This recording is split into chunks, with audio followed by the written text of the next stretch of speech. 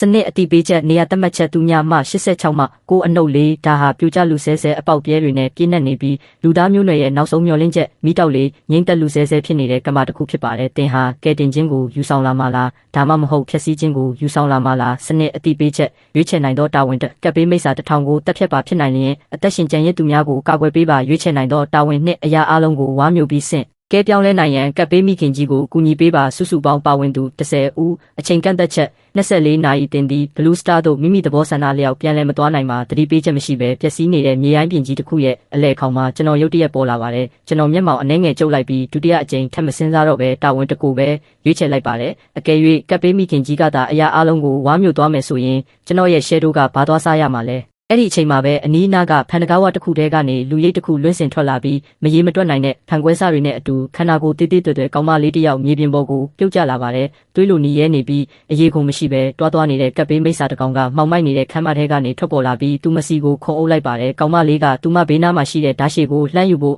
အတင်းကြိုးစားလိုက်ပေမဲ့တလန်းနောက်ကျသွားခဲ့ပါတယ်တေမင်းရဲ့အကြောက်တရားတွေကသူ့မရဲ့ရင်ဘတ်ထဲကိုလွှမ်းမိုးသွားပြီးသူ့မရဲ့လက်တွေကအလိုလျောက်ပဲမျက်နှာကိုကာကွယ်လိုက်ပါတယ်အဲ့ဒီအချိန်မှာပဲဓာအလင်းတန်းတစ်ခုဖြတ်ပြေးသွားပါတယ်တွားသွားနေတဲ့ကပ်ပေးမိစ္ဆာရဲ့ခေါင်းဟာပြတ်ထွက်သွားပြီးလေထဲမှာတင်ဟန်ချက်ပြက်ကမြေပြင်ပေါ်ကိုဘုံဘုံကွဲလဲကျသွားပါတော့တယ်မင်္ဂလာပါကျွန်တော်ကအီတန်ပါငါကရောဘင်ပါသူမကိုဒီကဘာကြီးအကြောင်းမေးဖို့ပြင်လိုက်တဲ့အချိန်မှာပဲဆူရှာတဲ့မိမတန်တစ်ခုတော့မှားနေပြီးအားလုံးနောက်ဆုတ်ချက်လို့အော်ဟစ်လိုက်ပါတယ်ရောဘင်ရဲ့မျက်နှာကချက်ချင်းပြောင်းလဲသွားပြီးထွက်ပြေးဖို့ကျွန်တော်ကိုဆွဲခေါ်လိုက်ပါတယ်တေချာတာပေါ့သူမစကားမဆုံးခင်မှာတင်အဝေးကနေကားတစ်စီးကျွန်တော်တို့စီကိုတက်တက်လွတ်ဆင်လာပါတယ်ကျွန်တော်အားကုန်ဆွဲလိုက်ပြီးရောဘင်ကိုကျွန်တော်နောက်ကိုပို့လိုက်ကဝင်တိုက်မဲ့တန်ကိုထိတ်တိုက်ရင်ဆိုင်ဖို့ကျွန်တော်ရဲ့မော်တုတ်ကောက်ကိုရှေ့မှာကာထားလိုက်ပါတယ်ကြီးမားလာတဲ့တိုက်မိမှုအရှိန်ကြောင့်ကျွန်တော်မီတာ10ကျော်လောက်နောက်ကိုရှော့တိုက်ပါသွားပြီးမှရက်တန့်သွားပါတယ်ရောဘင်ရဲ့မျက်နှာမှာထိတ်လန့်မှုတွေအထင်သားပေါ်နေပြီးနာကျင်နေတဲ့ကြားကနေသူမပြေးလာပါတယ်နင်အဆင်ပြေရဲ့လားကျွန်တော်ရင်ဘတ်ထဲကနေပုတ်ပွက်ဆူလာတဲ့သွေးတွေကိုထိန်းချုပ်လိုက်ပြီးခေါင်းခါပြလိုက်ပါတယ်အဲ့ဒီနောက်ရှေ့ကိုကြည့်လိုက်ပါတယ်ကျွန်တော်တို့ရှေ့မှာတော့ချွတ်ထက်တဲ့ဆူးချွန်းတွေဖုံးရနေတဲ့ခြေနှစ်ဖက်ထောက်ကပ်ပေးမိစ္ဆာကြတကောင်ရက်နေပါတယ်အဲ့ဒါဓာမိစ္ဆာတကောင်ပါပဲငါတို့ထွက်ပြေးလို့မရတော့ဘူးရောဘင်ရဲ့မျက်လုံးတွေကတင်းမာနေပြီးသူမရဲ့လက်ချောင်းတွေကဓာယိုးကိုတင်းတင်းကြပ်ကြပ်ဆုပ်ကင်ထားပါတယ်ဓာမိစ္ဆာကပုံမြင်မြန်လန်းလျှောက်လာပြီးနောက်တစ်စက္ကန့်မှပဲသူ့ရှေ့ကိုပြေးထွက်လိုက်တဲ့အချိန်ကြောင့်ခြေအောက်ကမြေကြီးတွေအကွဲသွားပါတယ်ရောဘင်တုံ့ပြန်မှုမလုပ်နိုင်ခင်မှာတင်လူရိတ်တစ်ခုကသူမဘေးကနေဖြတ်ပြေးသွားပြီးမိစ္ဆာကိုထိတ်တိုက်ရင်ဆိုင်လိုက်ပါတယ်ကျွန်တော်မော်တုတ်ကောက်ထဲကဓာကိုဆွဲထုတ်လိုက်ပြီးဓာမိစ္ဆာရဲ့တင်နှုံးထားလို့ထက်မြက်တဲ့လက်မောင်းနဲ့ထိခတ်မိလိုက်တဲ့အခါရှင်းလင်းပြတ်သားတဲ့တန်ချက်ကထိခတ်တန်ထွက်ပေါ်လာပါတယ်။ဓာမိစ္ဆာကဆူဆူဝါးဝါအော်ဟစ်လိုက်ပြီးသူ့ရဲ့နောက်ထပ်ဒလက်မောင်းတစ်ဖက်နဲ့ကျွန်တော်ခေါင်းကိုလွှဲခုတ်လိုက်ပါတယ်။ကျွန်တော်အားကုန်သုံးပြီးပြန်ရိုက်ချလိုက်ကရောဘင်မင်းရဲ့ဓာကိုငါ့ကိုပေးလို့អော်လိုက်ပါတယ်။ဓာကိုကြားတော့ရောဘင်ဟာဓာယိုးကိုတစ်ချက်လေးတောင်တုံဆိုင်မနေပဲစုပ်ကင်ကလှမ်းပစ်ပေးလိုက်ပါတယ်။ဓာမိစ္ဆာကဓာကိုစိန်ခေါ်မှုတစ်ခုလို့တတ်မှတ်လိုက်ပြီးဓာလက်မောင်းနှစ်ဖက်စလုံးကိုယူသွတ်စွာလွှဲရရင်ပြပေးဝင်လာပါတယ်။ကျွန်တော်ကတော့နည်းနည်းလေးမှမကြောက်ပါဘူးလက်တစ်ဖက်မှာဓာရှည်နောက်လက်တစ်ဖက်မှာကျယ်ပြန့်တဲ့ဓမြကြီးကိုကင်ထားပါတယ်စက္ကန့်အနည်းငယ်အတွင်းမှာပဲအရေးတွေကြံရစ်ခဲ့လောက်အောင်မြန်ဆန်လာတဲ့အပြန်လန်ထိုးနှက်မှုဒါဇင်ပေါင်းများစွာကိုကျွန်တော်တို့ဖလှယ်လိုက်ကြပါတယ်အချက်ရည်1000ကျော်အပြန်လန်တိုက်ခိုက်ပြီးနောက်မှာတော့ကျွန်တော်အားနည်းချက်တစ်ခုကိုရှာတွေ့သွားပါတယ်တေးစေနိုင်တဲ့တိုက်ခိုက်မှုတစ်ခုကိုရှောင်တိန်ဖို့ခေါင်းကိုအနည်းငယ်ဆောင်းလိုက်ပြီးဘယ်ဘက်လက်ထဲကဓာရှည်ကိုအပေါ်ကိုပင့်ခုတ်လိုက်ပါတယ်တင်နှုံးသားလိုထက်မြက်တဲ့အသွားကဓာမိစ္ဆာရဲ့လက်မောင်းကိုတန်ရှင်းတက်ရက်စွာဖျက်တောက်သွားပါတယ်သူတုတ်ပြန်မှုမလုပ်နိုင်ခင်မှာပဲကျွန်တော်ရဲ့ဓမြကသူ့ရဲ့နှလုံးတက်တဲ့ကိုထိုးသွင်းလိုက်ပြီးမာကျောတဲ့အရေးခွန်ကိုထိုးဖောက်ကတစ်ဖက်ကိုပေါက်ထွက်သွားပါတော့တယ်ရောဘင်ကနာကျင်နေစေဖြစ်တဲ့သူမရဲ့လက်မောင်းကိုပုတ်တက်ရင်းရှောက်လာပါတယ်နင်ကဒီကလူမဟုတ်ဘူးမလားကျွန်တော်ဘလို့ပြန်ဖြေရမှန်းတိတ်မသိတာနဲ့အပြုံးဖြော့ဖြော့လေးပဲပြုံးပြလိုက်ပါတယ်ငါတို့အခုသွားလို့ရပြီအဲ့ဒါကံကြမ္မာအစိတ်ငွေတွေပဲကံကြမ္မာအစိတ်ငွေတွေကတလလုံးလုံးဖုံးလွှမ်းနေခဲ့တာလူတွေပို့ပြီးဒီညင်ပန်းနှိပ်စက်မှုကိုမခံနိုင်ကြတော့ဘူးသူတို့တွေယူသွတ်သွားပြီးတက်ဖြတ်ဖို့လောက်ပဲတည်တဲ့မိစ္ဆာတွေဖြစ်ကုန်ကြတယ်အခုတော့အစိတ်ငွေတွေကထပ်ပြီးပြောင်းလဲသွားပြန်ပြီးအဆောက်အုံတွေတောင်တန်းတွေနဲ့မြစ်တွေတောင်ဗီဇပြောင်းလဲနေကြပြီးလူသားတွေဘလို့ဆက်သက်ရှင်ရမလဲဆိုတာလုံးဝကိုမသိတော့ဘူးဒါကိုကြားပြီးတဲ့နောက်ဒီကမ္ဘာကြီးအကြောင်းကိုကျွန်တော်အကြမ်းဖြင့်နားလည်သွားပါတယ်အဲ့ဒီအချိန်မှာပဲလမ်းကွေးတစ်ခုကနေထိတ်လန့်နေပုံရတဲ့လူတစ်ဒါဇင်လောက်ပေါ်လာပါတယ်ရောဘင်နင်ဒီမှာဘာလုပ်နေသေးတာလဲအခုပြေးတော့လို့ရှေ့ဆုံးကအရက်ရှိရှိအမျိုးသမီးကអော်လိုက်ပါတယ်သူမစကားဆုံးတာနဲ့တပြိုင်နက်မြေကြီးကတုန်ခါလာပါတယ်ကြီးမားလာတဲ့လှိုင်းလုံးကြီးတစ်ခုကကျွန်တော်တို့စီကိုတလိမ့်လိမ့်တက်လာပါတယ်တွေးလိုနီရဲနေတဲ့ကံကြမ္မာအစိမ့်ငွေတွေကကောင်းကင်ယံမှာဆူယုံလာပြီးအရက်မျက်နှာအနှံ့ပြားကနေဟိန်းဟောက်တန်တွေပောက်ကွဲထွက်လာပါတယ်ပတ်ပတ်လေကအထက်မြင့်အဆောက်အုံတွေပေါ်မှာကပ်ပေးမိစ္ဆာတွေထွက်ပေါ်လာပြီးလူတိုင်းကိုတွေးဆနေတဲ့မျက်လုံးတွေနဲ့စိုက်ကြည့်နေကြပါတယ်နီရဲနေတဲ့အစိမ့်ငွေတွေကအဲ့ဒီခိုက်တက်မှာပဲနံရံတစ်ခုလိုဖြစ်သွားပြီးအားလုံးကိုဝန်းရံကပိတ်လောင်လာပါတယ်သူတို့အားလုံးရဲ့ခြေလမ်းတွေနှိကွေးသွားပြီးရင်တွင်အနက်ဆိုင်ဆုံးနေရာကနေမျောလင်းချက်ကင်းမဲ့မှုတွေပေါ်ထွက်လာပါတယ်လူတိုင်းတွေးကိုခက်ခက်ခဲခဲမျိုးချလိုက်ကြပါတယ် ရောဘင်ကအနားမှာကတ်နေလို့လူနာကကျွန်တော်ကိုတစ်ချက်ကြည့်ရင်ပြောလိုက်ပါတယ်ကျွန်တော်ကိုတခြားအသက်ရှင်ကျန်ရစ်သူဖွဲ့တစ်ခုကလို့သူမကထင်နေပုံရပါတယ်ကျွန်တော်ဒါကိုဂရုမစိုက်ပါဘူးရှေ့ကိုတက်တက်လျှောက်သွားလိုက်ပါတယ်နေဦးနဲ့ဘာလုပ်နေတာလဲငါတို့ဝိုင်းထားခံရပြီလေဒါဟီးရိုးလုပ်ရမယ့်အချိန်မဟုတ်ဘူ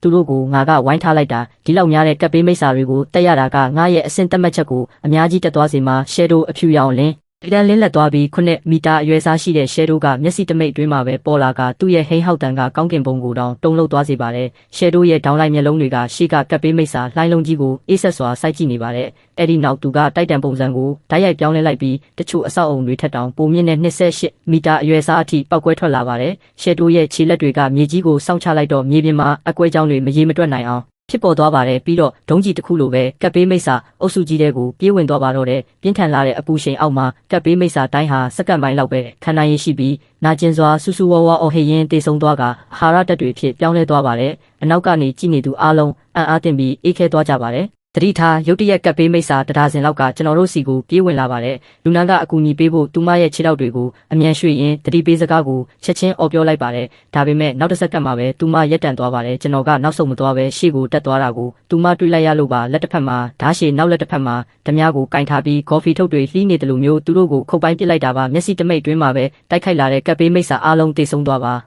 တဲ့လူနာရဲ့ပါဆက်ကြီးဟသွားပါတယ်ကျွန်တော်စီမှာဗီဇပြောင်းလဲခြင်းလက္ခဏာတစ်ဆက်ကလေးမှမရှိပါဘူးကျွန်တော်ကအားနဲ့နေရမှာပါအဲ့ဒီအချိန်မှာပဲလူနာတစ်ခုခုကိုတတိယသွားပါတယ်လွန်ခဲ့တဲ့2 ဝက်လောက်ကထောက်ပံ့ရေးပစ္စည်းတွေရှာဖွေနေတော့ကကျွန်တော်နဲ့တူတဲ့လူတွေနဲ့သူမကြုံဘူးခဲ့ပါတယ်ဗီဇမပြောင်းလဲထားပေမဲ့မယုံနိုင်တော့အောင်တန်မာတဲ့သူတွေပါအဲ့ဒီလူတွေကအသက်ရှင်ကျန်ရစ်သူတွေရဲ့ပေါ်အောင်ရနေရာတွေကိုဖျက်ဆီးပစ်ခဲ့ပြီးအသက်ရှင်ကျန်ရစ်သူတွေကိုကပ်ပေးမိတ်စာတွေတက်ဖြတ်ဖို့အကာအကွယ်မဲ့ဖြစ်အောင်လုပ်ခဲ့ကြတလို့ထွက်ပြေးဖို့စူးစမ်းတဲ့သူတွေရဲ့ခြေထောက်တွေကိုတောင်ချိုးပစ်ခဲ့ကြပါတယ်လူစိတ်မရှိတဲ့အမိုက်ကောင်တွေပြီးတော့သူတို့ကငါတို့ကိုအမျိုးစားသူတွေလို့ပြောရဲသေးတယ်အဲ့ဒီစကားကိုလူနာဘယ်တော့မှမမေ့ပါဘူးအီတန်ကအဲ့ဒီလူတွေနဲ့မတူဘူးသူငါ့ကို2 ခါတောင်ကယ်ခဲ့တာလူနာတွေးနေတာကိုရိပ်မိတဲ့ရောဘင်ကအမြန်ရှင်းပြပါတယ်ကိစ္စမရှိဘူးသူ့အနာကနေခွာနေအခုချိန်မှာသူကကပ်ပေးမိတ်စာအများစုရဲ့အာယုံဆိုင်မှုကိုဆွဲဆောင်ထားတယ်ငါတို့အချိန်ရတုံးဖောက်ထွက်ကြမယ်လူနာကတက်ပြင်းရှည်ကြီးချလိုက်ပါတယ်သူမမျက်လုံးထဲမှာမုန်တီးမှုအရေးရောင်တွေလင်းလက်သွားတယ်ဒါပေမဲ့သူတို့ရှိကိုနည်းနည်းတိုးသွားလိုက်တဲ့အချိန်မှာပဲလျှက်စီးကြောင်းတစ်ခုပြင်းထန်စွာကျဆင်းလာပါတယ်။ဘသူမှဒီနေရာကိုဖျက်သွားခွင့်မရှိဘူး။စာအုပ်တအုပ်ကင်ထားတဲ့ရွှေရောင်စပင်နဲ့လူငယ်တယောက်အဆောက်အုံထဲကနေရှောက်ထွက်လာပါတယ်။ရွှေရောင်စပင်နဲ့မော်ဆရာကမန်တန်ရွတ်ဆိုလိုက်တဲ့အခါလျှက်စီးဘောလုံးတွေတစ်လုံးပြီးတစ်လုံးဖြစ်ပေါ်လာပါတယ်။အဲ့ဒီအချိန်မှာပဲကျွန်တော်မျက်နှာအမူအရာကရုတ်တရက်ပြောင်းလဲသွားပါတယ်။ကျွန်တော်ရဲ့ဓာတ်ရှည်ကိုဘေးဘက်ကိုလွှဲခုတ်လိုက်တော့ဓာတ်မြောက်တစ်လက်နဲ့ထိခက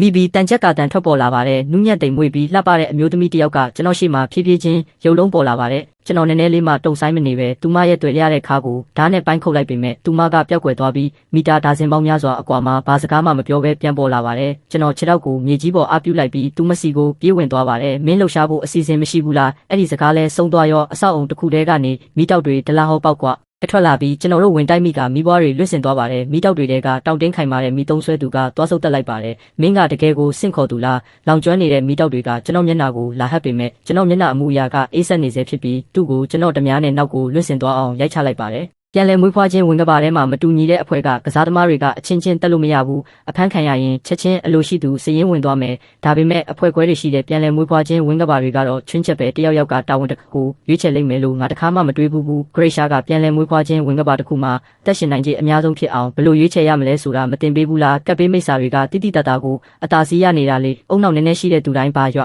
်ပေးရမလဲဆိုတာသိကြပါတယ်သူတို့6ယောက်ကကျွန်တော်ကိုထောင်ချောက်ထဲမိနေတဲ့တားကောင်လိုသဘောထားနေတာကိုကြည့်ပြီးကျွန်တော်တင်ငင်စွာနဲ့ပြောလိုက်ပါတယ်မင်းတို့အားလုံးအဲ့ဒီစကားပုံကိုကြားဘူးကြလားအကောင်းဆုံးမဆိုးတွေကအမြဲတမ်းတားကောင်ပုံစံနဲ့ပေါ်လာတတ်တယ်ငါမင်းတို့ကိုဒီလောက်ပြောင်းကြကြဆွဲထုတ်နေတာကိုငါအစီအစဉ်မရှိပဲလာတယ်လို့တကယ်ထင်နေတာလားမင်းတို့အားလုံးခုနကစကားတွေကိုလှလှပပပြောခဲ့ကြတယ်အဲ့ဒီအတွက်အခကြီးငွေအနေနဲ့မင်းတို့ရဲ့နိုင်ရေးကိုငါ့ကိုစီစဉ်ခွင့်ပြုပါကျွန်တော်ဖြည့်ချင်းပြုံးလိုက်ပါတယ်ဟင်းပွဲတွေရောက်လာပြီးရှယ်ဒိုစားတောက်ရမယ့်အချိန်ပဲရက်ဆက်ကြမ်းကြုတ်တဲ့ဟိန်းဟောက်တန်ကြီးကအရက်မျက်နှာအနှံ့ပြားကိုပြန့်နှံ့သွားပါတယ်။မောင်မိုက်နေတဲ့အနက်ရောင်မီးတောက်တွေကမီတာရာနဲ့ချီတဲ့အထိပြန့်နှံ့သွားပြီးအနက်ရောင်ဝန်ပလွေကြီးကိုဘောင်ခတ်ထားပါတယ်။မျက်စိတမိတ်တွင်းမှာပဲသူကနောက်ထပ်8 ဆလောက်ထပ်မံကြီးထွားလာပြီးပုံမိုရက်ဆက်ကြမ်းကြုတ်ကကြောက်မက်ဖွယ်ကောင်းတဲ့ပုံပေါ်နေပါတယ်။သူတို့တိုင်းရဲ့ဝိညာဉ်တွေတဲကိုနှက်ဆိုင်တဲ့အကြောက်တရားတွေစိတ်ဝင်သွားပြီးအနက်ရောင်ဝန်ပလွေကြီးသူတို့စီပြေးဝင်လာတာကိုစိုက်ကြည့်နေကြပါတယ်။အေးဆက်တဲ့ထိတ်လန့်မှုတွေကသူတို့၄ယောက်ရဲ့ခြေဝါးကနေငယ်ထိတ်အထိဆန်တက်သွားပါတယ်။အကြောက်တရားကသူတို့ရဲ့စိတ်တွေကိုဖျက်ဆီးပစ်လို့မတတ်ပါပဲ။ရှယ်ဒိုရဲ့လက်သေးတွေကျလာမဲ့အချိန်လေးမှာတင်သူတို့၃ယောက်ကအကြောက်တရားကိုဖောက်ထွက်ပြီးအရက်မျက်နှာအနှံ့ကိုလူစုခွဲထွက်ပြေးနိုင်ခဲ့ပါတယ်။ကန်ဆိုးတဲ့နောက်ဆုံးတစ်ယောက်ကတော့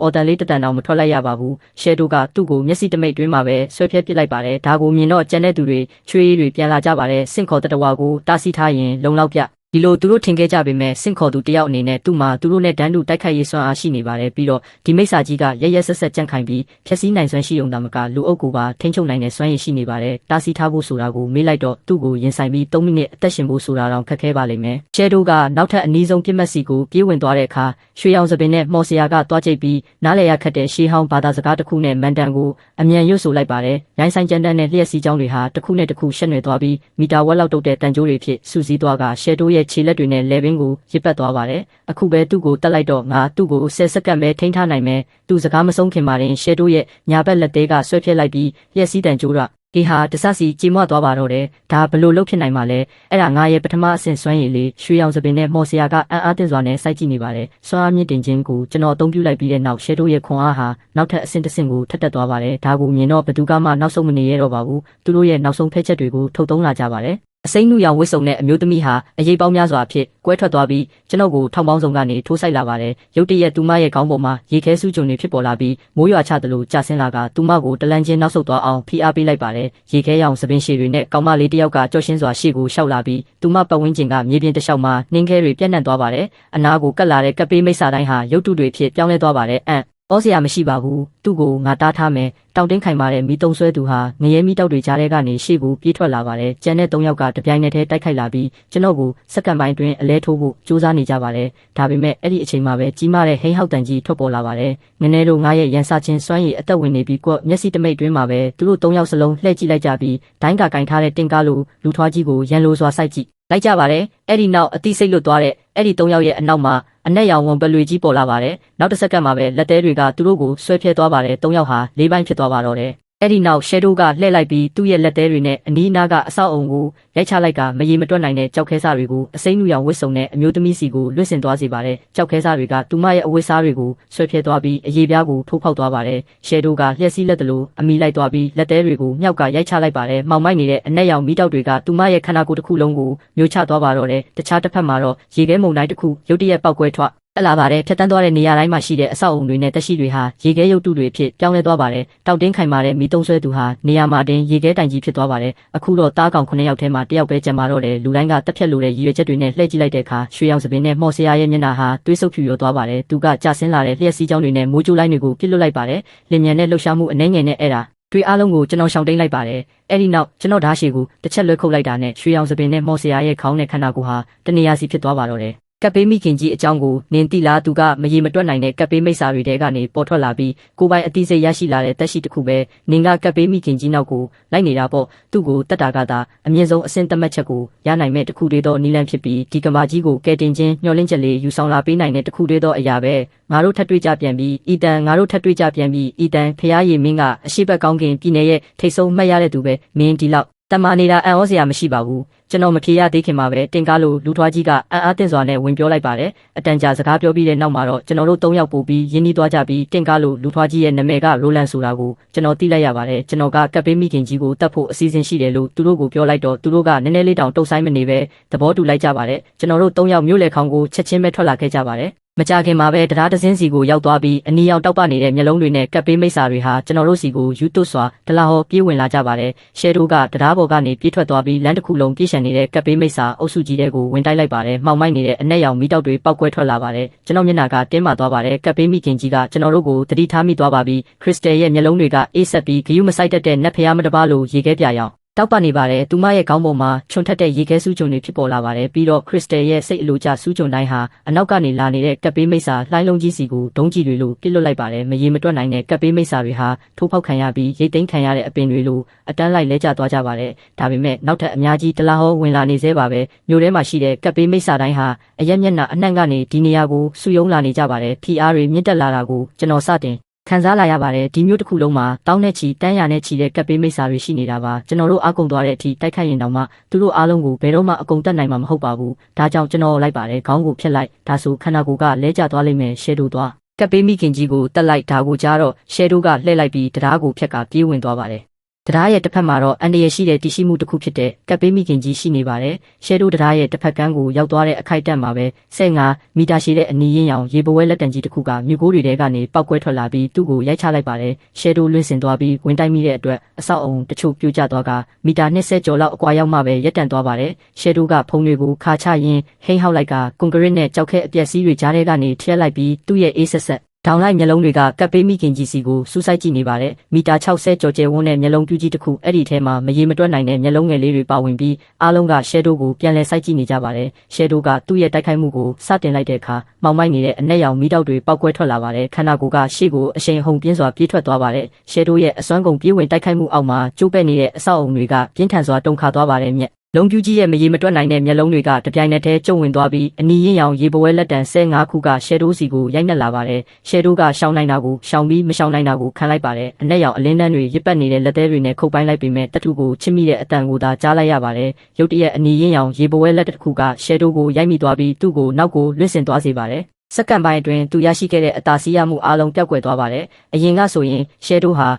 အနီးကပ်တိုက်ပွဲတွေမှာရန်သူတွေကိုချေမုန်းဖို့တိုက်တံပုံစံရဲ့လွှမ်းမိုးနိုင်တဲ့ခွန်အားနဲ့ကာကွယ်နိုင်စွမ်းကိုအားကိုးခဲ့တာပါ။ဒါပေမဲ့အခုမျက်လုံးပြူးကြီးရဲ့ရေပွဲလက်တံတိုက်ခိုက်မှုတွေကိုရင်ဆိုင်ရမှာတော့အဲ့ဒါတွေတခုမှအလုံးမဖြစ်တော့ပါဘူး။ဟိန်းဟောက်တန်နဲ့အတူမှောင်မိုက်နေတဲ့အနက်ရောင်မီးတောက်တွေကထိန်းချုပ်မှုမရှိဘဲပောက်ကွဲထွက်လာပါတယ်။ပူလောင်ပြင်းပြတဲ့အပူရှိန်တွေကအပြင်ဘက်ကိုပြန့်နှံ့သွားပါတယ်။ရှဲတိုးကရှေ့ကိုပြေးထွက်သွားပြီးသူ့ရဲ့မော်စွမ်းရည်တွေကအမြန်ကုန်ခန်းသွားကတေးရင်တေးရှင်းအစွမ်းကုန်တွန်းအားပေးတိုက်ခိုက်လိုက်ပါတယ်။ကျွန်တော်ဘက်မှာလည်းစိတ်ဖိစီးမှုတွေများလာပါတယ်။ရှဲတိုးနဲ့ချိတ်ဆက်ထားတဲ့ဝိညာဉ်နှောင်ကြိုးကနေတဆင့်သူ့ရဲ့အသက်စွမ်းရည်တွေတဖြည်းဖြည်းရောကျလာတာကိုကျွန်တော်တက်တက်လေးခံစားနေရပါတယ်။အခုတော့ခရစ္စတယ်ဟာသူမရဲ့ရေခဲပြရောင်မျက်လုံးတွေကိုရုတ်တရက်ဖွင့်လိုက်ပါတယ်။နှင်းခဲဖြက်စီးခြင်းမျက်စိတမိတ်တွင်းမှာပဲမရေမတွက်နိုင်တဲ့ကပ်ပေးမိစ္ဆာတွေဟာလွင့်စင်နေတဲ့ရေခဲစအဖြစ်ကြေမွသွားပါတယ်။အခွင့်အရေးကိုအရယူပြီးကျွန်တော်မိတ်ပေးလိုက်ပါတယ်တော့ကပ်ပေးမိခင်ကြီးကိုကြားဖြတ်တိုက်ခိုက်အခုတစ်ခုလေးတော့အခွင့်အရေးကရှဲတိုးကိုစင်ကဲပြောင်းလဲစေဖို့ပါပဲမကြခင်မှာပဲကျွန်တော်တို့၃ယောက်မျိုးလေခေါင်ကိုရောက်သွားကြပါတယ်အရှိကနေဟိန်းဟောက်တန်တစ်ခုထွက်ပေါ်လာပါတယ်ကျွန်တော်တို့တုတ်ဆိုင်မနေပဲပြေးဝင်သွားလိုက်တော့အပြင်းထန်တန်ရာရပြီးတေးလူမျိုးပါဖြစ်နေတဲ့ရှဲတိုးကိုမြင်မြန်ဆန်ဆန်ပဲတွေးလိုက်ရပါတယ်ဒါပေမဲ့သူ့ရဲ့လက်သေးတွေကမြေကြီးကိုတင်းတင်းကြပ်ကြပ်ဆုပ်ကင်ထားဆဲဖြစ်ပြီးရေပွဲလက်တံတွေဘလောက်ပဲရိုက်နှက်ပါစေနောက်ဆုတ်ဖို့ညှင်းဆန်နေပါတယ်ဖြည်းဖြည်းချင်းနဲ့ကောင်းမှရှေ့ကိုဆက်လျှောက်သွားနေပါတယ်ဒါကိုမြင်တော့ကျွန်တော်ရှဲတိုးစီကိုတက်ပြေးသွားလိုက်ပါတယ်ရှဲတိုးဒီကပ်ပေးမိစ္ဆာတွေကိုဝါစားလိုက်တစ်ချိန်တည်းမှာပဲပြန်လဲကူစားခြင်းနဲ့စွမ်းအားမြင့်တင်ခြင်းကိုကျွန်တော်အသုံးပြုလိုက်ပါတယ်မိမိနဲ့အဖြူရောင်အလင်းတန်းလေးကရှဲတိုးအပေါ်မှာတောက်ပလာပါတယ်ရှဲတိုးရဲ့မျက်လုံးတွေကတုန်ခါသွားပါတယ်ဟိန်းဟောက်တန်နဲ့အတူအနီရင်းရောင်ရေပွဲလက်တံတွေကိုနောက်ကိုပြန်တိုက်ထုတ်လိုက်ပြီးကပ်ပေးမိစ္ဆာလှိုင်းလုံးကြီးတွေကိုပြေးဝင်သွားပါတယ်မှောင်မိုက်နေတဲ့အနက်ရောင်မီးတောက်တွေဟာကြာပန်းတပွေလိုပွင့်အားလာပြီးချက်ချင်းပဲပြန့်နှံ့သွားပါတယ်မျက်လုံးပြူးကြီးကပြဿနာကိုအာယုံခံမိသွားပြီးကပ်ပေးမိစ္ဆာအလုံးကိုအဝေးမှနေကြဖို့ချက်ချင်းအမိန့်ပေးလိုက်ပါတယ်ဒါပေမဲ့နောက်ကျသွားပါပြီအစုံမဲ့မှောင်မိုက်နေတဲ့အနက်ရောင်မီးတောက်တွေကဝါမျိုးထားတဲ့စွမ်းရည်တွေကိုရှဲတိုးရဲ့ခန္ဓာကိုယ်စီကိုပြန်တည်ဆောင်လာပါတယ်ကျွန်တော်နည်းနည်းလေးမှတုတ်ဆိုင်မနေပဲအချက်လက်မျက်နှာပြင်ပေါ်ကစင်ကဲပြောင်းလဲခြင်းခလုတ်ကိုနှိပ်လိုက်တော့ကြောက်မက်ဖွယ်ကောင်းတဲ့အနက်ရောင်စွမ်းအားလိုင်းတွေကရှဲတိုးရဲ့ကိုရင်းအနက်ဆိုင်ဆုံးကနေပောက်ကွဲထွက်လာပြီးကောင်းကင်ရံကိုထိုးတက်သွားတဲ့အနက်ရောင်အလင်းတိုင်ကြီးတစ်ခုအဖြစ်အပြင်ဘက်ကိုပောက်ကွဲထွက်သွားပါတယ်ရှဲတိုးရဲ့ခန္ဓာကိုယ်ဟ